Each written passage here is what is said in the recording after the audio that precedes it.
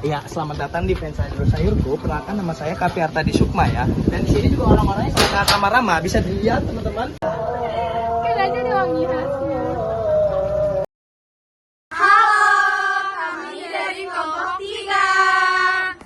Kelompok 3 absen, Raja hadir. Silva hadir. Norma hadir. Zahra hadir.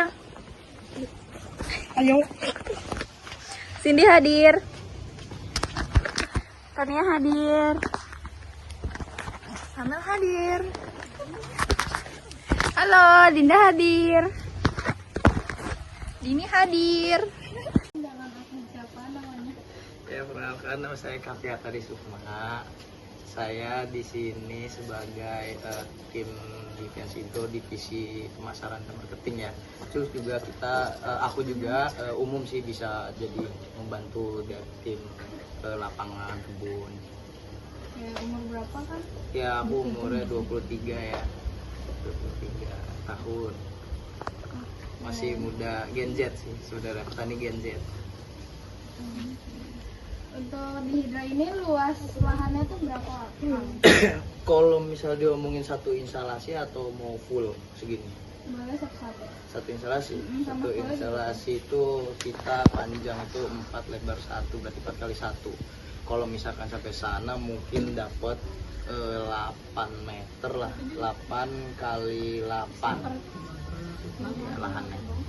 Kalau misalkan seluruh bangunan itu kena 300 meter. Aduh, ini kita jadinya jadi apa? Bayam. Bayam. Bayam merah. Kelihatan nggak, Nom? Merah gitu, biar kayak untirta gini kan gitu ya. Ya. Terus untuk yang bayam merah ini ditanam tuh jenis apa? Terus kayak baru dicoba gitu. Iya, bayam merah ini kita pakai produk dari Panamera, varietas Mira F1, dan kita dijual belikan di supermarket yaitu Superindo, teman-teman.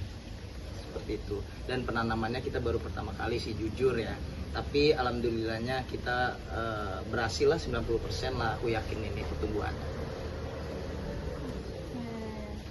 Terus kalau bibit sama benihnya tuh dari mana? Kayak kerjasama atau beli?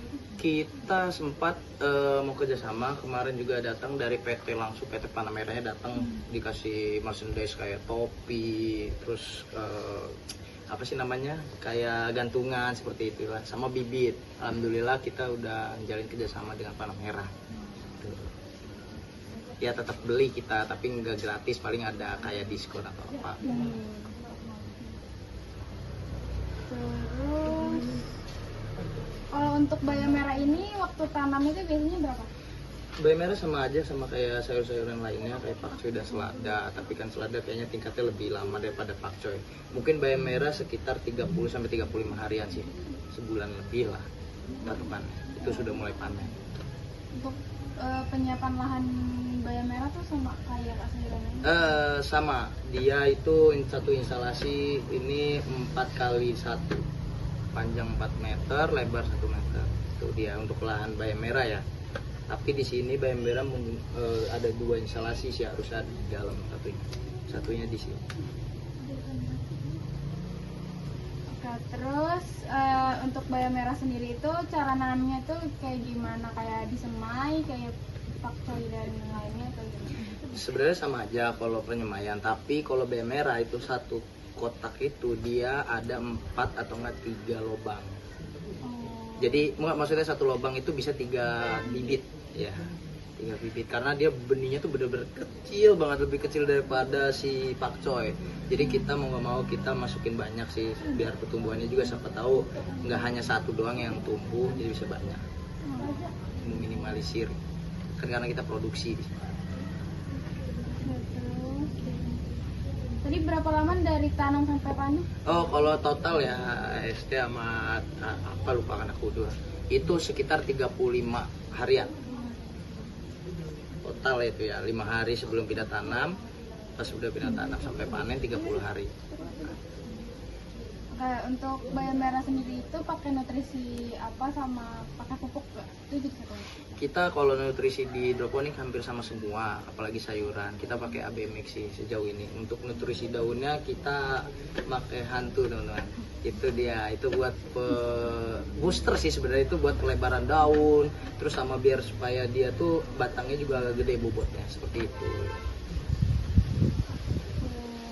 Terus kalau hama tuh biasanya kalau bayam merah tuh apa? Sejauh ini aku baru panen lagi, baru pertama kali nyemai. Hama tuh belum ada sih bayam merah, alhamdulillah. Yang paling kalau ada pun kayaknya kutu daun deh. Kayaknya ya itu seperti sejenis sama kayak pakcoy, hamanya lah, nggak jauh beda. Seperti itu. Jadi caranya antasinnya pakai apa? Paling kita pakai ini aja, pestisida nabati kalau misalkan kutu daun. Kalau misal udah kayak kumbang, apalagi ada belalang ataupun apa yang gigit daun, itu pakai yang kimia kita. Mau nggak mau. Terus berarti kalau untuk airnya itu dari pompa ya? Iya, tetap dari pompa sama semua karena hidroponik sih. Kalau penyiraman itu berarti 24 jam. Penyiraman nggak 24 jam dong. Kalau penyiraman kita itu kalau disiram pakai pupuk hantu yang tadi aku bilang itu paling seminggu sekali, atau enggak jangkanya itu 5 hari sekali, dan itu untuk pagi atau enggak sore kayak gitu untuk harinya ya. Jadi kalau untuk sirkulasi airnya itu Sirkulasinya tetap 24 jam, jadi sehari full ya. Pompa itu nggak mati-mati. Terus kalau bayam merah sendiri itu ada perawatan khusus yang beda itu kalau sama? Sejauh ini sih sama kayak pakcoy, dia jenisnya daun-daunan ya, sayur-sayuran. Jadi kita samain aja lah sama kayak pakcoy, untuk samain lah sama-sama kayak selada juga, kita nggak berbeda-beda. Terus kalau sekali panen biasanya dapat berapa?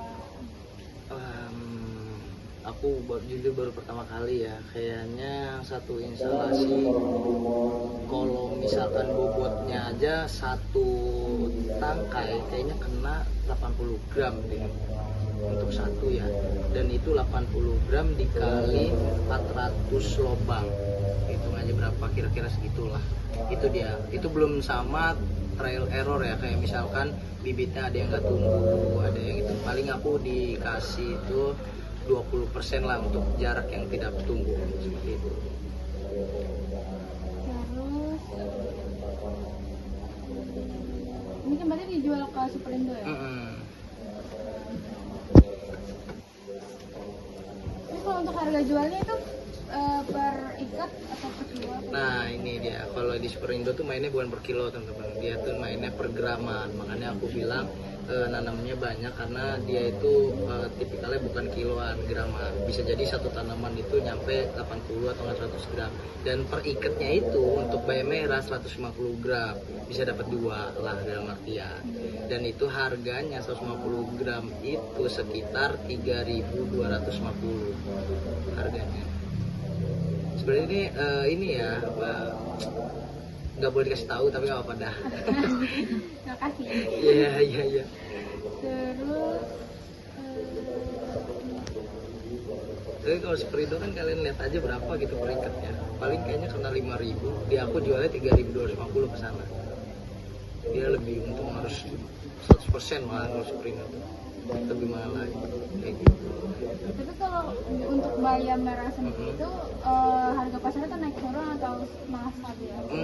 Untuk kayak Superindo ya sejauh ini sih dia stabil sih menjualnya.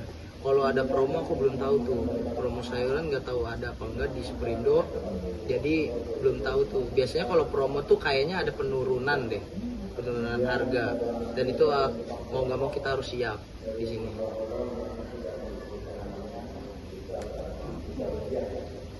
Jadi pernah harganya jatuh atau gitu? Enggak sih, alhamdulillah lagi enggak, sejak udah hampir 3 bulan lah kayaknya. 3 bulan aku masuk Superindo sih enggak sih lagi. Alhamdulillah stabil sih. Oke, terus selanjutnya kalau boleh tahu berapa kira-kira biaya yang keluar tiap kali untuk penanaman? harga bibitnya kita ada 1.500 bibit kena 35.000 untuk bayam merah. Dan untuk AB mix sih coba sekalian tambahin aja, gue lupa sih, ada yang gue kalkulator gak? Kalkulator dong, sorry ya. Nah 35.000 ditambah AB mixnya itu sekitar 80.000 itu untuk sekali panen, 80.000 tambah rokulnya itu 30.000 untuk 400 lubang. Nah listrik kayaknya nggak usah pakai listrik nggak sih biayanya? Pakai listrik nggak, apa bawa bahan? Pakai untuk listrik tuh kayaknya sebulan kena 100.000 total untuk panen ya, sekali panen kan sebulan ya, jadi itu total berapa tuh? 245.000 itu selama sebulan. Sedangkan gua jual misalkan 150 gram yang tadi 3.500 lah, 3.500 untuk satu bayam merah. Sedangkan ini ada 400 lubang dikali 2, dikali 3 deh, karena ini ada 3, isinya 3 ya, 3 bayam merah dikali 3, terus dikali 3.500, berapa untungnya? Itu dia. Coba Teh, 400 dikali 3 dikali 3.500, 1.200.000 dikurangin yang tadi, 4.200.000 dikurangin yang tadi 200.000 tuh untungnya sebulan itu sekali panen. Ya sekali panen 3.800.000 itu belum bersih ya, ada yang aku bilang tadi 20% sama yang errornya gitu. Ya masih untung lah, untung lebih, karena jual pasar kita juga memikirkan untungnya harus 100% lebih, kalau nggak minimal 500% lah untungnya. Apalagi kalian kalau buka usaha F&B 150% itu minimal keuntungan, malahan mereka ada yang 180-200% keuntungan. Kalau udah ngelewatin dari 100% ke bawah dia rugi itu karena kalau F&B. Makanya semua kayak bisnis-bisnis tuh tutup tuh gara-gara dia nggak maksimal keuntungan. Ilmu nih untuk agribisnis.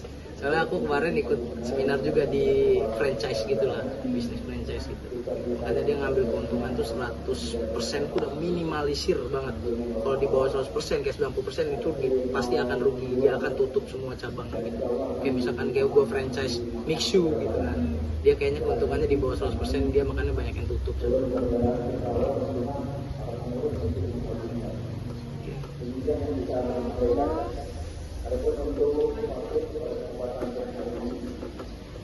Kalau hidroponik itu kayak dapat bantuan dari pemerintah kayak pupuk. Sekarang sih baru ada bantuan nih gua, gara-gara kita perjanjian kerjasama MOU dengan BPPP, dan itu kita dapat instalasi seperti paralon dan lain-lain lah, ABMIC dan lain itu baru ada sekarang di tahun 2025. Kita ada ya itu kerjasama sama BPPP kementerian, jadi baru tahun ini sih. Sebelumnya kita usaha sendiri, nggak ada kayak collab dan itu, paling cuma hanya kerjasama project aja, project kan, by project udah gitu. Itu nggak rutin. Iya nggak rutin. Kalau BPP alhamdulillah rutin, sampai ntar tahun depan GG ada lagi gitu. Untuk geraha hidroponiknya itu pernah minjem modal ke koperasi atau bank atau lembaga? Tapi kenapa geraha sih? Gara-gara Google Fansider aja. Sekarang terkenalnya udah Ya Fansider. kan. Nah, untuk Fansider sendiri itu pernah minjem modal ke koperasi, bank atau lembaga? Enggak pernah. Dia pakai dana sendiri sih. Hasil pensiun mungkin. Dia dana sendiri. Untuk selanjutnya banyak banget sih ini. Ini semuanya tanyain. Ini katanya 20 menit ya kalau salah. Iya. Kan gue tahu videonya. Kemarin 20 menit durasinya. 20 menit sampai 30 menit. Bayangin siapa yang mau nonton setengah jam film lu. Makanya Film pendek. masih 30 kan bosen. Panas banget. Iya gitu. Terus Bisa ini nanti ya, jalan oke, gitu ya. sih. Aduh, ada dulu. Cut dulu. Oke, untuk selanjutnya misalnya nih ada mahasiswa atau dari kampus datang meneliti atau magang gitu, biasanya akan berharap bisa dibantu dalam hal apa oleh mahasiswa tersebut? Kalau mau dari aku ya, mungkin dari teknologinya sih, sama perkembangan kayak misalkan lo punya ide apa untuk ngembangin si sayuran ini. Seperti misalkan si pakcoy ini bisa dibikin apa inovasinya seperti itu. Dan sama teknologinya sih aku mau, apalagi anak-anak sekarang kayak Gen Z ataupun gen-gen yang di bawah kita itu sudah main gadget ya, udah hafal lah dalam artian untuk teknologi sekarang. Gue pengennya sih anak muda sekarang ngembangin di teknologinya seperti IoT-nya, jadi semua digitalisasi pertanian sekarang pakai otomasi. Misalnya air tuh keluar sendiri dari HP, pencet aja. Terus nutrisi juga kalau kurang diisi sendiri melalui HP teknologi. Seperti itu sih tujuan gue pengennya kembangin itu. Berarti olahannya gitu ya? Ya, cara mengelola itu. Jadi nanti kita juga pasti ada edukasinya tentang itu. Nggak harus mereka datang ke sini ujuk-ujuk langsung gitu. Kita harus ada edukasi. Sudah sendiri itu kendalanya yang paling sering dihadapi itu apa? Kendalanya sih kita ada dua ya. Yang satu dari bibit, yang kedua itu paling hama sejauh ini. Kalau buat pemasaran alhamdulillah malah kita nyari para petani yang nggak siap untuk, maksudnya yang nggak bisa jual ya, kita bantu jual kayak gitu. Dan kekurangan produksi malahan kita. Itu sih paling bibit sama hama, itu aja kendalanya. Kalau untuk penjualan alhamdulillah lancar, malah banyak. Kalau untuk sekarang kan Lu emang kedengeran anjir? Ayo. Marah mulu. beliau Ya, yang udah, coba. kan lagi sering hujan juga ya. Mm-mm. Nah, untuk ngaruh gak sih ke panen? Enggak sih kalau misalnya hidroponik ya, paling cuma hanya ditutup aja kalau waktu hujan si tandon sumbernya. Karena kalau udah kena air itu jatuhnya PPM-nya juga akan hilang kalau dia kembali ke air normal PPM. Jadi kita sering ngabisin ABM itu gara-gara takutnya kena air hujan, kita isi lagi ABM.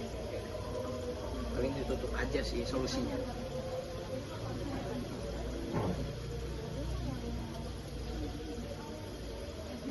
Terus untuk yang sidro ini tuh tergabung dalam kelompok tani atau tidak? Tergabung dalam kelompok tani sih kita sejauh ini belum ya, tapi ada sih ada kemauan untuk gabung. Paling nanti jadi pusatnya itu ini sendiri gitu, Pensendro yang bikin pusatnya itu dia. Tapi sejauh ini belum, kita masih kayak ya support aja sih paling para petani, belum datang untuk jadi satu kelompok. Ya. Apa yang paling dibutuhkan petani supaya bisa bergerak? Yang dibutuhkan petani sih dia mungkin ya yang tadi kamu bilang modal ya, itu udah pasti sih harus ada modal. Dan kedua sih yang tadi aku bilang nggak hanya modal, mereka juga pusing dalam penjualannya. Seperti mereka tuh, gue udah produksi nih dalam artian dia jualnya harus kemana sih, yang diharuskan yang kita bantu ataupun kita support untuk bisa berkembang para petani itu sih, pasarnya aja lebih luas lagi seperti itu. Dan dijamin para petani sangat senang kalau udah bisa menjualnya kemana saja, makmur. Untuk kakak sendiri tuh pengen coba tanaman baru atau teknologi baru atau sistem baru? Sekarang sih gue pengen nyobanya sih teknologi baru sih. Yang sekarang sih masih kayak minimalisir itu ada di situ. Sistemnya boleh dilihat. Itu tuh yang bentuk. Ada kotak kan di situ. Nah, itu sistem baru kita, yaitu sistem IoT ya. Nah, yuk kita lihat jalannya ya sana yuk. Yo. Ngomong aja, Din. Oke, terus Nah, teknologi ya ini yang aku pengen kembangin lagi, sistem IoT. Ini baru cuma kayak PPM doang. Misalkan nutrisinya kurang dari PPM-nya 1000 nih misalkan. Dia nanti langsung ngisi tuh ABMIC-nya sampai 1000 ppm. Dan itu baru hanya nutrisi doang, belum air. Dan gue pengen kembangin itu seperti kayak airnya kalau udah habis dia ngisi sendiri. Jadi manusia tuh nggak harus kita nyiram lagi, nggak harus kita ngisi air ataupun memberi nutrisi. Cuma hanya nyemai sama panen gitu ya. berarti jarak jauh gitu ya? Ya, supaya itu sih lebih mudah. Oke, terus selanjutnya gimana sih cara Akang supaya anak muda tuh sekarang mau bertani gitu? Supaya bertani ya sekarang kan apalagi kalau misalkan aku tanya, kalian kan dari pertanian, apalagi aku tanya kamu mau jadi petani nggak, pasti bilangnya nggak mau kan. Nah aku pengen ngasih contoh sebenarnya, ini petani bukan kayak petani konven, ini petani modern yang bisa kita lakuin lah dalam artian untuk Gen Z ya. Ini hidroponik, yaitu pertanian yang modern, dan kita nggak perlu capek lagi untuk Maksudnya menurut Akang gimana sih cara supaya anak muda sekarang tuh mau bertani gitu seperti Ya. Akang? Ini solusinya. Solusinya itu pertanian dalam bentuk hidroponik. Ini petani yang sangat mudah, terus happy, nggak perlu kita capek-capekan lagi gitu tenaga. Dan ini solusinya sih menurut aku udah sangat bagus untuk pertanian yang sekarang sih. Karena untuk jangka panjang, apalagi lahan yang sudah habis dimakan oleh bangunan atau proyek-proyek lain. Dan ini solusinya untuk pertanian dengan lahan yang sempit. Bisa jadi ini juga jangka panjang lah, kayak bisa menghasilkan beberapa puluh kilo malahan sayur-sayuran. Jadi di Indonesia nggak perlu lagi impor ataupun lain-lain lah ngambil dari luar. Kita pun bisa menghasilkan dari segi pertaniannya seperti ini. Jadi nggak perlu lagi, aduh lahan kita kosong, lahan kita padat, udah nggak ada lahan yang kita perlu isi gitu. Dan ini solusinya. Dan apalagi Gen Z mau yang mudah, dalam artian pengen yang langsung berhasil lah, dalam artian kayak langsung panen. Kayak ini solusinya sih, cuma kita pantau doang kerjanya, nggak nanem, nggak nyiram, nggak apa, coba ngecek udah sampai panen teman-teman. Inilah solusinya hidroponik.